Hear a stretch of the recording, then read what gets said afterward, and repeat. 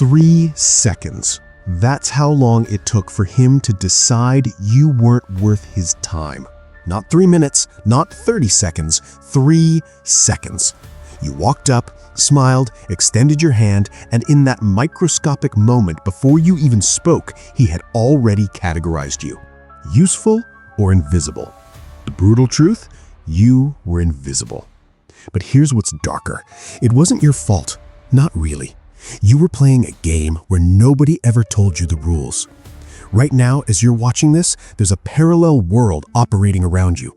A world where conversations happen in coded language, where favors are currency, where your LinkedIn connection request sits unread not because they're busy, but because you don't exist to them. 500 years ago, a disgraced diplomat named Machiavelli sat in exile, writing by candlelight. He had lost everything: his position, his reputation, his freedom. But in that darkness, he saw something most people never see: the invisible patterns of power. Machiavelli realized the world isn't divided into good people and bad people. It's divided into people who understand the game and people who don't. And the people who don't, they spend their entire lives wondering why others get chosen, why doors open for them, why opportunities just happen to fall into their lap. Think about your office, your social circle, your industry. There's someone, you know exactly who I'm talking about, someone who seems to glide through obstacles. They get the promotion, the introduction, the investment, the lucky break, and you think they're not even that talented. You're right, they're not. There's something more valuable than talented. They're fluent. Fluent in a language you were never taught. Before we get to the 13 laws, you need to understand the foundational mistake almost everyone makes. You think powerful people are looking for talent. They're not. They're looking for certainty. A venture capitalist gets 500 pitch decks a month. A CEO gets 200 LinkedIn messages a week. A successful entrepreneur has 47 people just wanting to pick their brain over coffee. Every single one of these people is bringing the same thing: their need. I need funding. I need advice. I need an introduction. I need an opportunity. Need, need, need. And powerful people develop an immune system to need.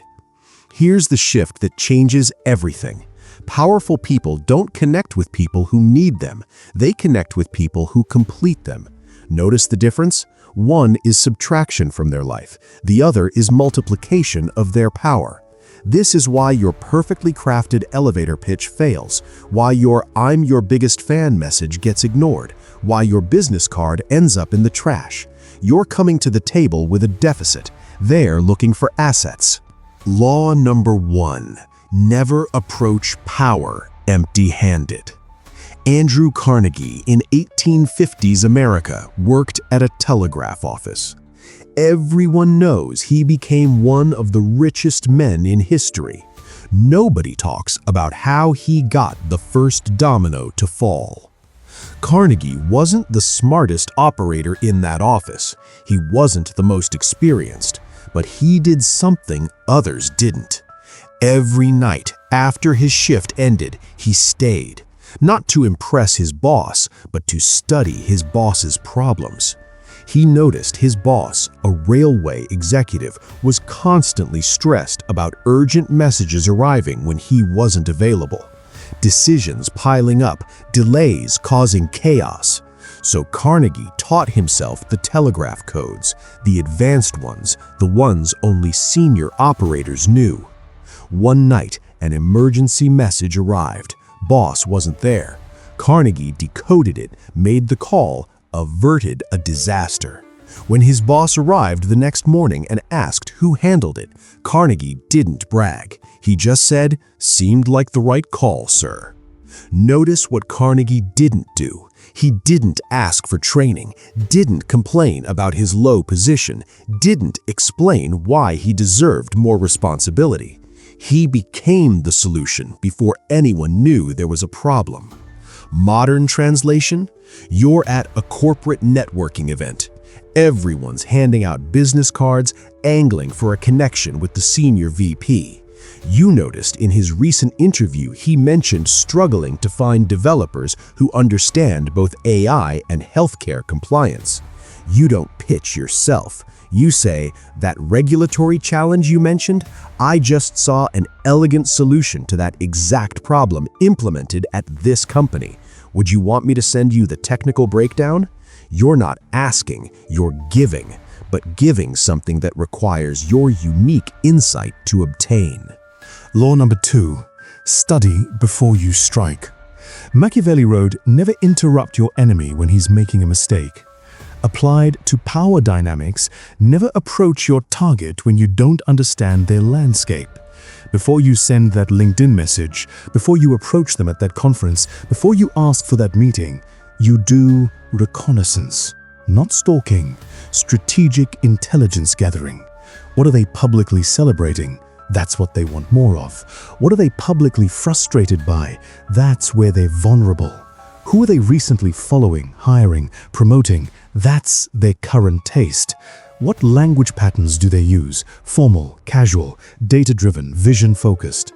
The amateur approaches with what they want to say. The strategist approaches with what the target needs to hear. A junior product manager wanted to get noticed by her company's new CTO, who just came from Google, loved data, and publicly stated the company needed to move faster. Everyone else scheduled meetings to introduce themselves and share ideas. She did something different. She analyzed 3 months of sprint velocity data, found a bottleneck pattern nobody had noticed, created a 1-page visualization showing how one process change could reduce deployment time by 40%. She didn't send it with a meeting request, she just sent it. Subject line, deployment data you might find useful. CTO called her within 2 hours. 6 months later, she was leading a team. Law number 3. Master the art of strategic mirroring. Humans have mirror neurons. When someone matches our energy, our speech patterns, our values, even unconsciously, our brain releases oxytocin. We feel understood. And when powerful people feel understood, they lower their guard. But here's the critical distinction. This isn't about being fake. It's about being fluid. Think about how water works. Water doesn't fight the shape of the container. It fills it. And in filling it, water becomes unstoppable.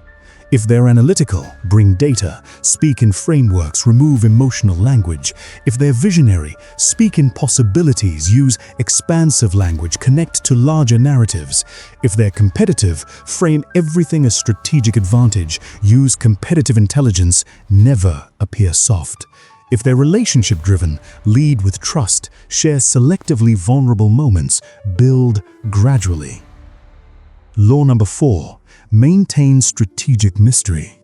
The moment you become completely transparent, you become completely replaceable.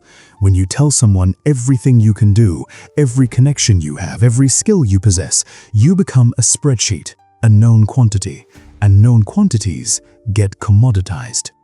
Machiavelli understood scarcity isn't just about availability, it's about information. The most powerful people always seem to know more than they reveal, have more connections than they mention, possess more capabilities than they demonstrate. This creates a psychological effect called potential. Your brain can't stop thinking about unrealized potential. When someone asks what you do, give them 70% of the answer, leave 30% mysterious. I work on AI applications in healthcare, specifically around diagnostic prediction models that most companies aren't pursuing yet. Notice what you didn't say, which applications, which companies, which models. Now they're curious, now they're asking you, now they're pursuing you. A junior product manager wanted to get noticed by her company's new CTO, who just came from Google, loved data, and publicly stated the company needed to move faster. Everyone else scheduled meetings to introduce themselves and share ideas.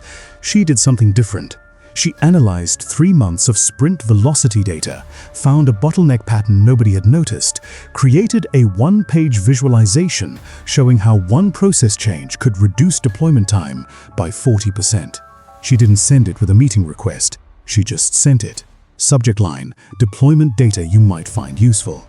CTO called her within 2 hours. 6 months later, she was leading a team. Law number 5.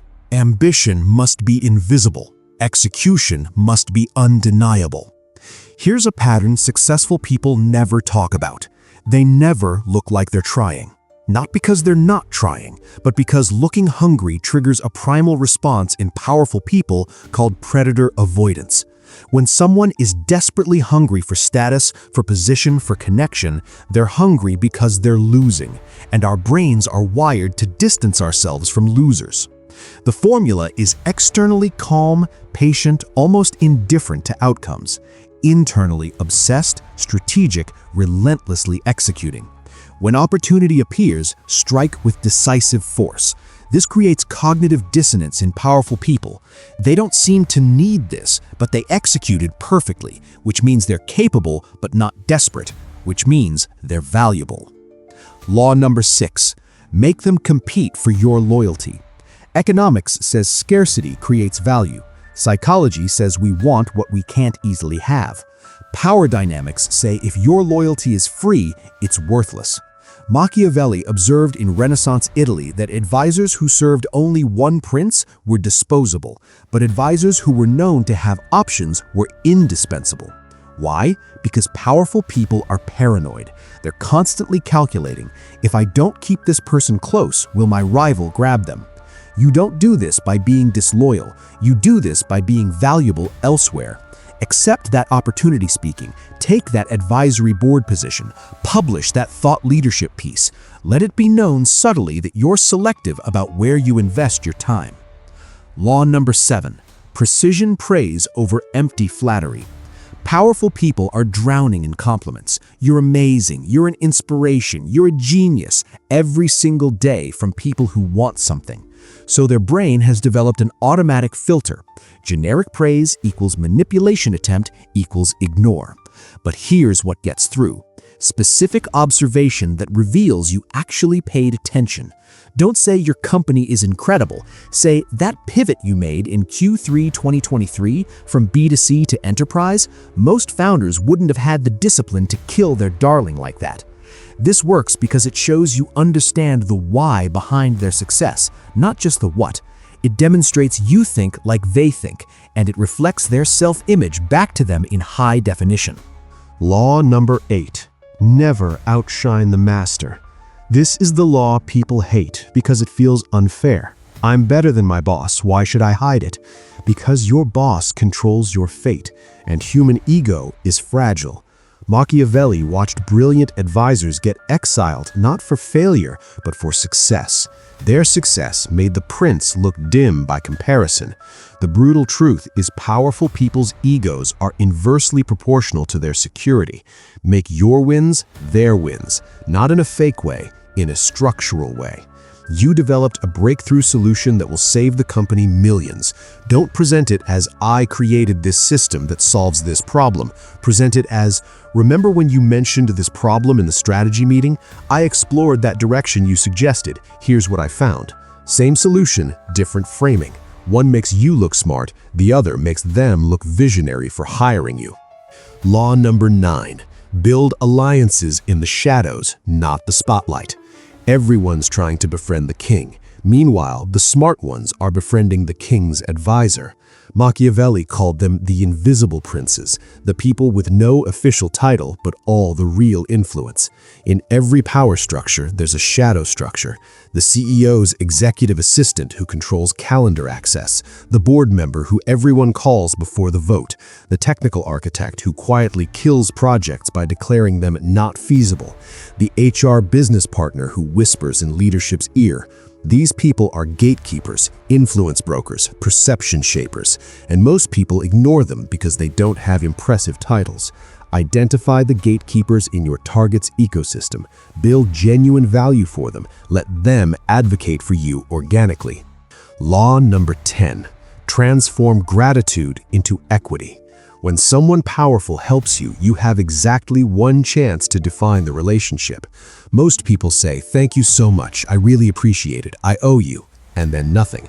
This communicates, "I'm a taker, you're a giver, this is our dynamic."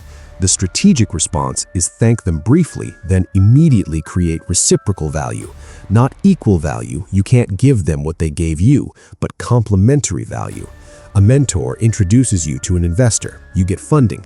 Don't just send a thank you note. Send the thank you note, then 2 weeks later say, because of your intro, we closed our round. I wanted you to know your judgment was validated. 1 month later, I just analyzed the emerging AI regulation landscape for our business. Thought you might find this useful for your other portfolio companies. No ask, just sharing. You just transformed from mentee to peer, from receiver to contributor. Law number 11. Master the art of elegant disagreement.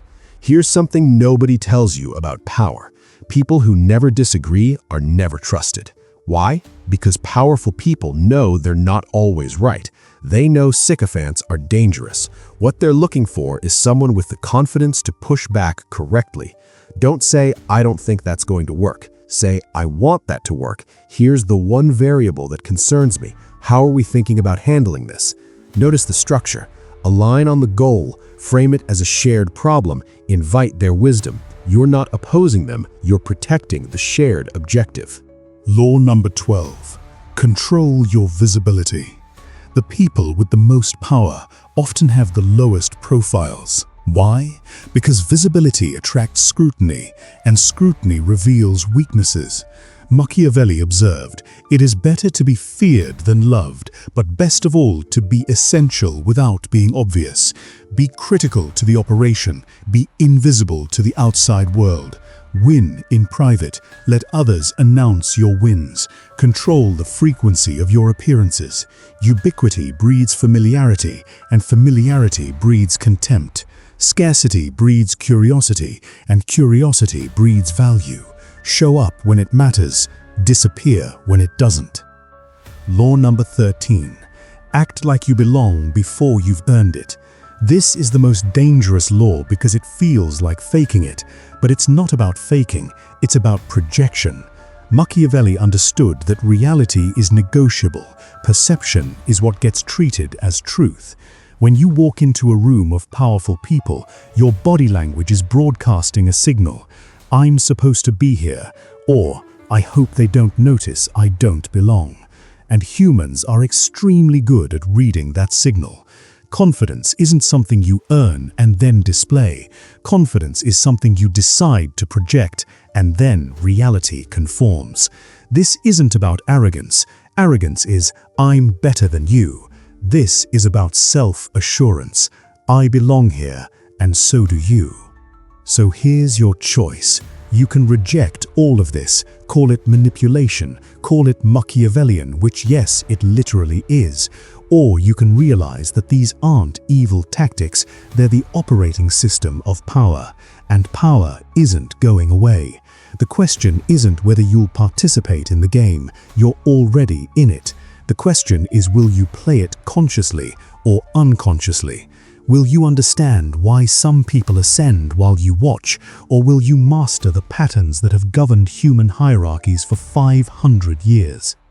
The 13 laws aren't about becoming someone else, they're about becoming the most strategic version of yourself. Someone who brings value before asking for it, studies before striking, mirrors without disappearing, maintains mystery, hides ambition but shows execution, creates competition for their loyalty, praises with precision, never outshines the master, builds alliances in shadows, transforms gratitude into equity, disagrees elegantly, controls visibility, and belongs before earning it.